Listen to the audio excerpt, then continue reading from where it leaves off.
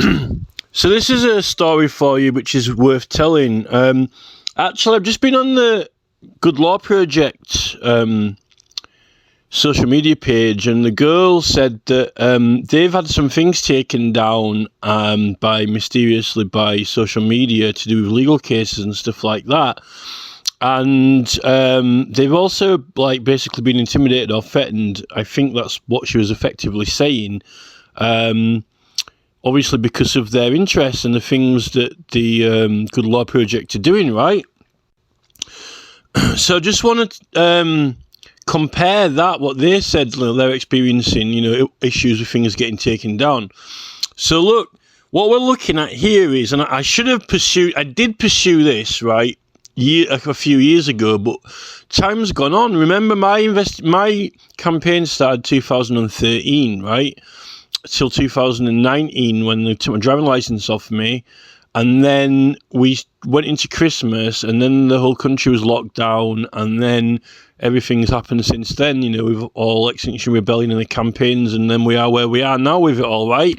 So it all kind of happened. I mean, it's all it's years and years, but time just goes on. So when I was in the middle of my campaign, right, so this is 2015, right? So this is 27th of September. So we're not far off the end of September. But I'm sure I had another advert in there nearer towards the end, right? Towards the end. But they're saying that that's the advert. So it's just like a little speed camera logo saying, "Have you been fined? ? Please sign the online e-petitions." And then it's got the website, bentcop.biz there, So that is 2015. It's saying the 22nd. 22nd, 29, 30, 31, 22, 25. It's about a week. Now what happened? I'm sure on the Manchester Evening News, right, I am absolutely certain that I did not pay for that little tiny advert there with just those words. I have got a payment going out for a very small amount, right? I've got a payment going out for a small amount to pay for the advert, right, on my bank statement, right? But hold on. Well, I tried to get this advert years ago, but they wouldn't give me the advert, right? But now, I found out that some department that they've got, actually, you can get the adverts only because it was in certain classified or whatever. But I'm pretty sure it wasn't in the main newspaper as a proper main advertisement. Hold on. So this is a photograph of Peter Fahey with his medals, right? I'm absolutely certain, I'm convinced, right, because I was having a massive confrontation with Manchester Police with the illegal road signage on the M60 at the time, right, but I also had to go into court, and I put this advert in the newspaper, right, to try and get some action, because they weren't responding to my legal claims and things like that, so I was getting annoyed. So because I'd already been doing adverts in the London Evening Standard and Daily Mail and things like that, I thought, right, I'm going to and I'm absolutely certain that I got this image of Peter Fahey, and I put bentcop.biz across the top in white letters with a black border or something like that, either red letters or white across the top, bentcop.biz, just the website, right? Just to advertise the website. I'm absolutely sure that's the advert that I put, and I'm absolutely certain I paid for it. And that's and not long after that is when I got taken into Manchester court, and well, I'd already been in the court and I got it adjourned myself, right? But then I didn't turn up. I just didn't go in because I just ignored the summons, because we are using parliamentary privilege and it is illegal to be prosecuted, right? But I didn't know all the law that I know now back then, right? But I still believed in it, even though I've got all of the law to support it and back it up, right? I hadn't actually been into the archives and got all the supporting evidence, which completely and totally proves it now without beyond reason, unquestionably, unequivocally. So, and when I went to the magistrate's court and I got adjourned, there was all these senior police officers turning up and the speed camera people. Like, it was quite intimidating, right? But it was actually quite a nice legal advisor on that date. And if I knew what I knew now, I literally could just get stopped like that, and I could have got them all done for contempt and taken into Parliament and everything. I wish I'd have, like, it's taken me years to learn all this, and actually I just made a massive quantum leap by getting that Google Gemini, because what I've achieved in the last week or so, or just few days, is actually more than like what the university people investigate in the petitions, because I'm using a different applied science to what they use when they just search ProQuest, right? So I got it adjourned, and I really wish I could travel back in time and like give myself the information or give myself the documents. That would have been brilliant at Manchester Magistrates Court. I got it adjourned though, but then I was out and about, and I just didn't go back in again after that. And then they came and got me and arrested me and took me in, and that's when you get taken in the van over to Manchester, and then you get in a glass case, and then you've been a really naughty boy. And even though one of the Crown prosecutors read out the Bill of Rights, right to petition, but they all kind of like joked at it. And then you see the main magistrate, to me, he looked very, very similar to Fahy.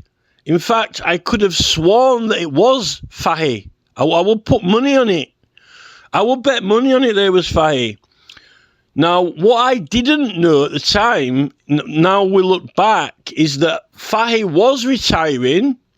That was exactly the time he was retiring from the police, and the newspapers had been doing loads of features on him anyway because he was retiring, but I did not know that. But I'd booked this newspaper advert. Now, this is my hunch. I booked this newspaper advert to have bentcup.biz on it with Peter Fahy because they were messing me around and prosecuting me illegally, right? And I think that they didn't put my advert.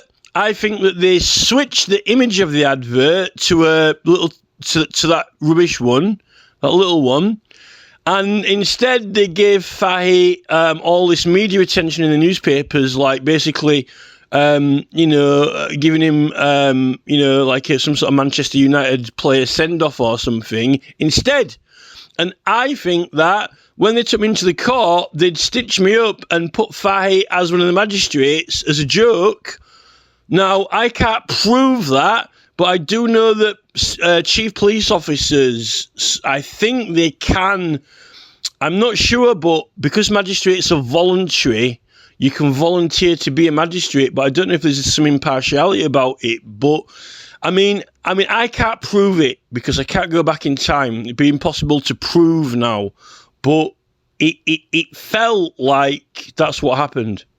And I tried to get the duty solicitor at the time, who, the duty solicitor actually was all right, but he looked he wasn't Lord Fawkes, but he looked very similar to that Lord Fawkes guy at the time I was trying to get help from and writing to, but none of these people will help you. None of these people actually care or give a damn. Particularly not people in Parliament. I've literally had to single-handedly claim all these rights and try and prove them. So that was meant to be the advert. Here, Peter Fahy with bentcup.biz over the top of it, right? Now, hold on a minute. Now that's one of the Daily Mail advertisements. It's just like the bentcup.biz logo with some text to the right-hand side of it with that little hedgehog, but it's got the main proper logo in it. So the main proper logo went into the Daily Mail. And then here we've got two of the London Evening Standard adverts, which are like the square laser beam, like the laser beam advert on one and the speed camera one on the other one, right? But that Peter Fahy was a one-off thing. I definitely did it. I'd swear that I did it. And there is a payment on my phone, so I paid for it. But now that I've just contacted the woman, she's trying to make out that it's that little tiny Scrappy-Doo one, right? So she's trying to make out that it was this one. But the thing is that around, I think it was the 3rd of October, or it was something like the 1st, 2nd or 3rd of October, right? August, September, October. That there was that PC Dave Phillips incident when supposedly some criminals stole a red pickup truck and apparently drove it into a police officer who was knelt down at the side of the road with one of those spike things that they spike wheels with when they drive over them, and apparently rammed him and killed him, right? So this is that Dave Phillips incident, and they're trying to make out that he was a police officer and he got killed and now his wife's a widow and all this and that, right? I think it's a case of Madeleine McCann, right? And, you know, obviously the family, you know, this is a little bit like when you get into Diana, you know, Prince William and Diana, you know, did his mum really die or not? Or did they took her away somewhere and, you know, give her a new identity? We don't know. But my suspicion is that instead of putting the PFI advert, which I paid for, BentCup.biz, they didn't put the advert and they switched it and they gave him a champion send-off, like as if he was some sort of Manchester United hero, right? And then they staged that incident. That's what I believe. I believe that incident was staged and the police officer was put on witness protection, and obviously his family was led to believe that he died. And on all the video footage is set up and staged, right? That's my opinion. And you know, and he's not here anymore, right? So, you know, I think that it was staged, all the video and media footage and everything. And, you know, I don't know how they do it when it goes through the court, whether they get some insider or what, you know. I don't know exactly how they do it, but you might as well say to us, you know, where's Madeleine McCann, you know? So it was very suspicious. And, you know, what's at stake here? Why would they go to such elaboration? Well, I think they've been staging newspaper stories and set up things all the time, the whole way through. You know, like Parliament burning down in 1834 was a setup, right? I just think it's the way the deep state rolls. I just think it's common deep state practice. These are these people who are running the world, you know, basically. You know, just you know, even way back in 1834 when Parliament burned down, similar type of stunt. You know, that thing in Scotland when, you know, that big railway station burnt down recently from that vape shop thing.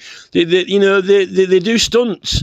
To them, it's nothing. It's like Extinction Rebellion going and throwing paint on a fucking bank or something. You know, it's like, all right, we'll have you know, lights, camera, action, right? We'll have this or we'll have that. Literally like some sort of BBC. It's like the Freeman Show. It's like a big. The countries are open universal studios. They can have whatever they want to happen, right? Okay, we'll have like you know, Prince William, you know, we'll have Branson comes over, drops out of a balloon and lands on Prince William and he gives him a piggyback around the field or something like that. They can have whatever they want. Whatever they want happen, they can have it, right? And they've got ways to do it. So, you know, I mean, it's very tragic, you know, what happened, but I think that piece of Dave Phillips is, you know, in another place now, in some sort of, I don't know if he's in Bangladesh or whatever with a different identity, I'm not sure, but I think that it was a police sacrifice.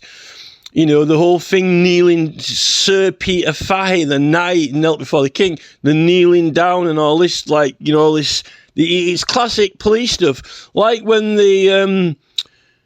when that lawyer got the police motorbike cameras banned in Kent, and then there was immediately after it, there was that incident at Bulldog Bash when someone got a motorbiker got shot from a car. You know, proved that you can aim from a moving vehicle, but yet they got the police bikes banned on the speed cameras banned on them. So try to prove a point. So, you know, I think the police are criminal at a very high level. And they've got insiders and deep state people working, but that's just my opinion, right? I can't prove it because I don't have the capacity to prove it.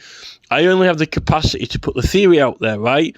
But what we are seeing is, what's the principle behind it, right? If that Dave Phillips incident was real, and if it really happened, and it was random, right? Still, what happened with my newspaper advert? I think my newspaper advert got taken down or switched or replaced. Now, this is the thing, right? Now, just listen to this girl on the Good... Just listen... And what she says, the Good Law Project got things taken down, right? So, This is like Facebook, YouTube, X, social media, and what they're doing is taking things down. But we know they took it down. They've even got the screenshots with the message to say that it got taken down. So what's to say that the newspaper didn't take my advert down and not run it? And also not only take it down and not run it, what do they do with the Good Law Project's material when they take it down? Put up a notice instead. Now, the theory and basis behind that is quite simple. If Facebook or X takes a message, content down and replaces it with a message instead, which reads, "This content is not available," that is a replacement message to what should be there. So if you use that basis, that's exactly what you could say, well, that's just the same thing. If I put a newspaper advert and it was meant to be Peter Fahey and it got, taken down and a message up there saying, oh, there's this little Scrappy Doo advert, bencup.biz, there's still a message there, but not the advert I put. It's a message being put there, which is not the original thing I put, but some other thing to replace it. It's a very similar thing, just with a print newspaper rather than with Facebook or YouTube, right?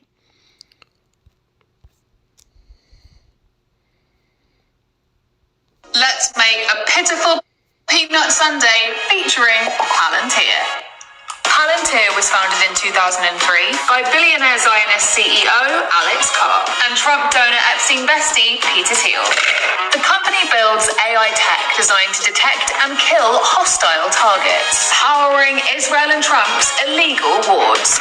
Palantir's 2024 strategic partnership with the IOF created death drones for mass killings in Gaza. Other hostile targets include Lebanese civilians and America's migrant children, abducted by ICE via Palantir's $30 million database. Holding over $500 million in UK government contracts, the AI war machine is now circling the NHS, the largest source of health data in the world, ready to make a killing. That's why I've signed the Green Party's petition calling an end to all contracts. Wow. Meta banned a video of a woman talking about being abused by a billionaire man. We've been supporting Liv Nervo, and Liv was tricked into pregnancy by her boyfriend of 2 years. He was desperate to have kids, and when she got pregnant, she discovered that he also had a wife and kids. He also happens to be a very powerful and wealthy man. So we posted 2 videos on our socials that went viral with thousands of reshares and women sharing their stories, and Meta took them down. They also took down a video of an academic discussing the case. No explanation, no warning, just wiped. We suspect the ex, Matthew Pringle, is involved because as soon as we started helping Liv speak out, his lawyers hit us with some legal threats designed to intimidate us. We didn't fold and they didn't follow through, but we do know that he wants to bury this story. Let's make a pitiful